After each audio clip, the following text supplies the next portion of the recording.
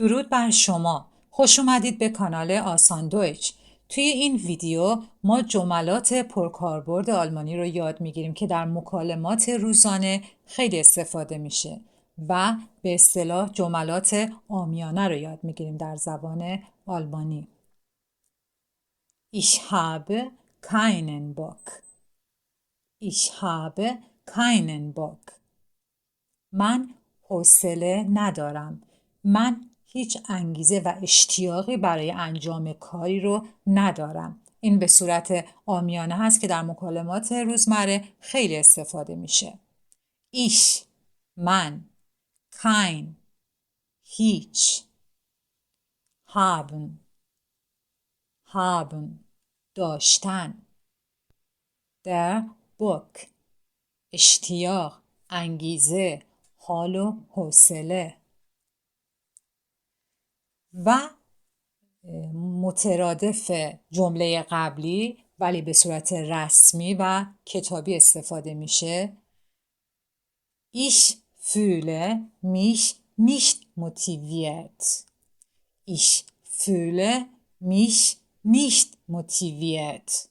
من احساس انگیزه نمی کنم. یا به اصطلاح من حوصله انجام کاری رو ندارم. fühlen، احساس کردن. fühle nicht، احساس نمی کنم. mich، من را. motiviert، با انگیزه. و همچنین مترادف همین جمله و باز هم به صورت رسمی Ich habe keine Motivation. Ich habe keine Motivation. من هیچ انگیزه‌ای ندارم. من حوصله ندارم. دی موتیواسیون، اشتیاق، انگیزه. و باز هم یک جمله مترادف دیگه و به صورت رسمی. Ich habe kein Gefühl der Motivation یا der Motivation. Ich habe kein Gefühl der Motivation. من هیچ احساس انگیزه‌ای ندارم یا به اصطلاح من حوصله ندارم. Das Gefühl، احساس. Ich habe keine Geduld. Ich habe keine Geduld. من صبر و حوصله ندارم. Die Geduld، صبر و حوصله. Ich habe keine Lust. Ich habe keine Lust. من حوصله ندارم. من انگیزه و اشتیاق انجام کاری رو ندارم. Die Lust، میل و اشتیاق.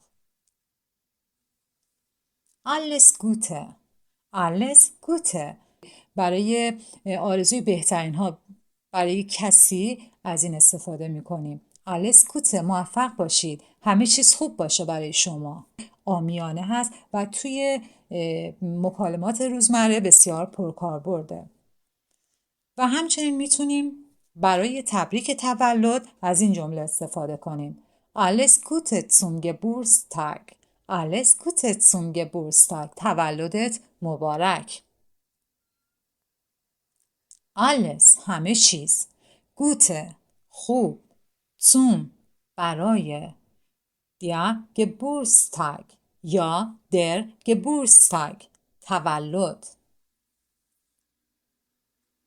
Tut mir leid. Tut mir leid، متاسفم. برای ابراز پشیمونی و عذرخواهی هست به صورت مؤدبانه. Tut mir leid. یا میتونیم اینو بگیم Es tut mir leid، من متاسفم. یا میتونیم اگر خیلی دیگه احساس تأسفمون رو میخوایم بیان کنیم بگیم Es tut mir sehr leid. Es tut mir sehr leid، من بسیار متاسفم. sehr، خیلی. mir، به من. stimmt، برای توافق یا تایید چیزی است و در مکالمات روزانه بسیار کاربردیه. و یا میتونیم بگیم که das stimmt. das stimmt. این درسته. بله، تایید میکنی و موافقی با یک چیزی. Ich könnte vor Freude weinen. Ich könnte vor Freude weinen. من میتونم از خوشحالی گریه کنم.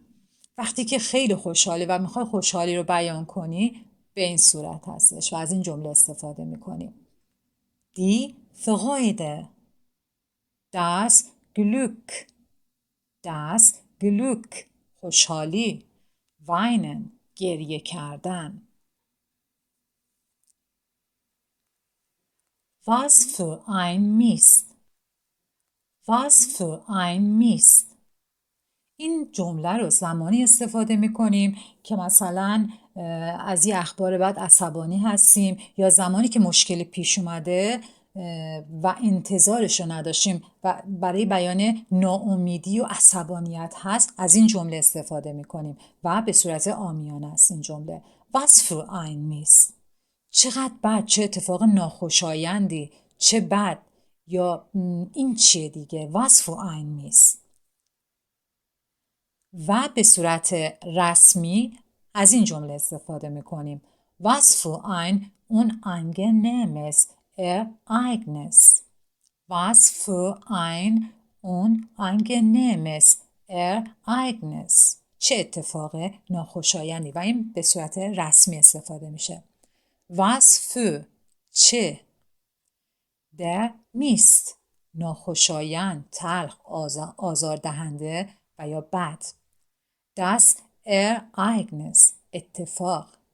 Unangenehm ناخوشایند.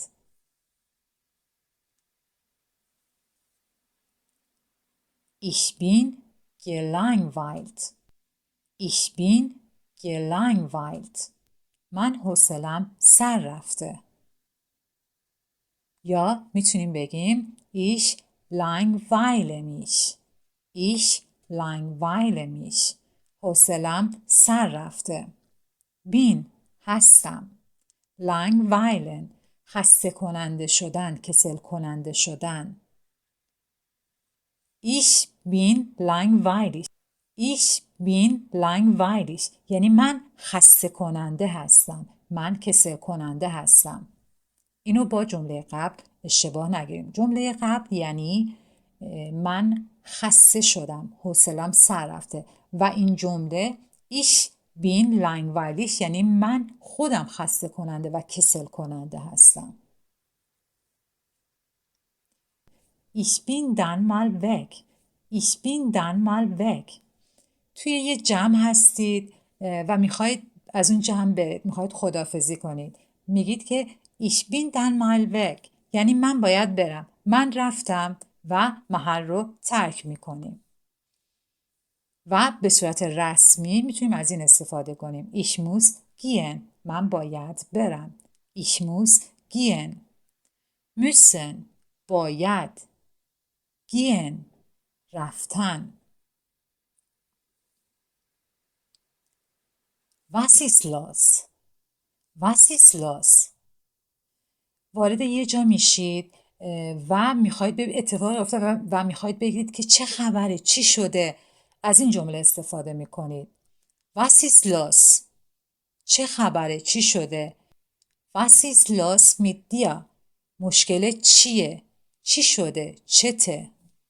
Was چه چیزی. ist است. dir به تو. mit با. zum Wohl. zum Wohl به سلامتی. وقتی که دارید نوشیدنی می نوشید، نوشیدنی استفاده می کنید و لیوانا رو که به هم می زنید از این اصطلاح می تونید استفاده کنید. zum Wohl به سلامتی یا Prost. Prost این هم به معنای به سلامتی هست. Was gibt's Neues? Was gibt's Neues؟ چه خبره؟ این روزا چه خبره؟ برای اینکه مثلا یه چیزی رو دارید دنبال میکنید، مثلا میگه چی شده، چی جدیده، چی تازه اومده. برای اینکه به یه موضوع علاقه دارید و میخواید ببینید که چه اتفاقاتی افتاده، از این جمله استفاده میکنید. چه خبر؟ این روزا چه خبره؟ How up. How up. این عبارت رو توی فیلم ها شاید خیلی بشنوید و به معنای برو بیرون و با عصبانیت و به صورت بی‌ادبانه هست. حالا بخوایم تقریبا معنیش کنیم، مثلا میشه اصطلاح خودمون گم شو بیرون. گوکمال، گوکمال، نگاه کن. وقتی میخوام به کسی بگیم که مثلا اینو ببین، مثلا ببین لباس قشنگه، بهش میگیم گوکمال. یا میگیم شاومال، شاومال، نگاه کن، یه نگاه به این بنداز. überhaupt nicht، überhaupt nicht. برای نفی یا رد شدید یه چیزی، مخالفت شدید با یه چیزی، از این اصطلاح استفاده میکنیم، از این جمله استفاده میکنیم. überhaupt nicht، اصلاً، به هیچ عنوان. برای بیان موافقت یا تایید خودمون از این استفاده میکنیم. auf jeden Fall، auf jeden Fall، حتما. auf keinen Fall، auf keinen Fall، به هیچ عنوان. این هم برای مخالفت و رد یه چیزی هست، رد کردن چیزی هست. از این اصطلاح استفاده میکنیم. شاده، شاده، چه حیف. این هم توی مکالمات روزمره خیلی کاربرد داره و خیلی اینو میشنویم.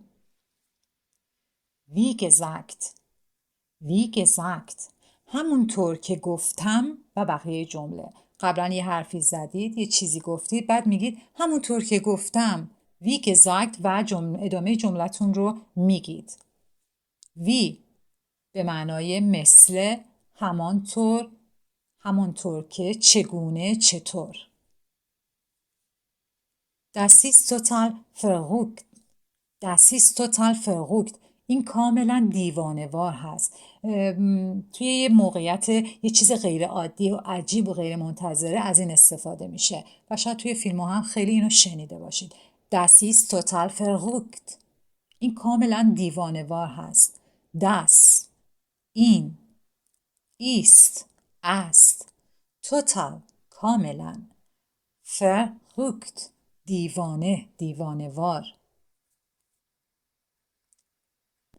Mir ist was dazwischen gekommen. یه کاری برام پیش اومده. مثلا یه نوبت گرفتید، یه نوبت ملاقات، یه نوبت دکتر دارید و زنگ میزنید و میگید که میخواید نوبت رو کنسل کنید. از این استفاده میکنید. میگید که یه کاری برام پیش اومده، من نوبتم باید کنسل کنیم. میگید Mir ist was dazwischen gekommen. یه کاری برام پیش اومده. Das geht dich nichts an. Das geht dich nichts an.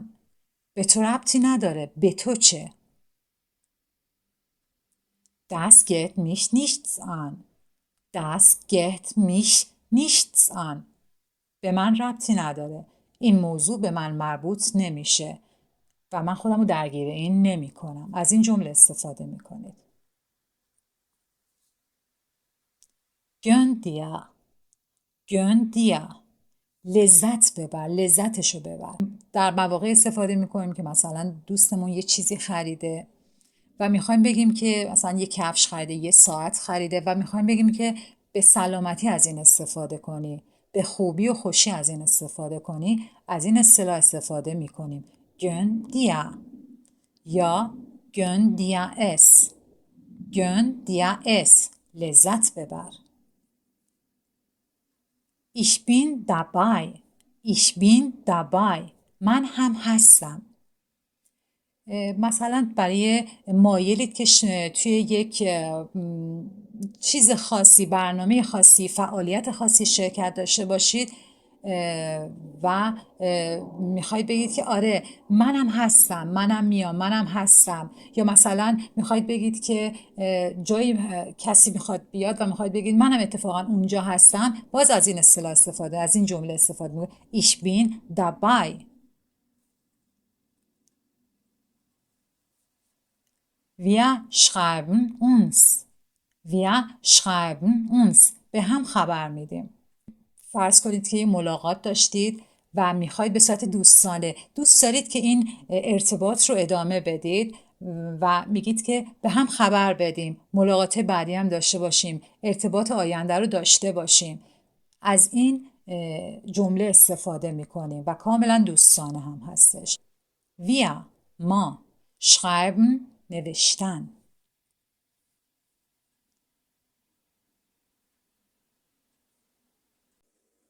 اگه ویدیو براتون مفید بوده و دوست داشتید لطفاً ویدیو رو لایک و کانال رو سابسکرایب کنید و از کانال حمایت کنید.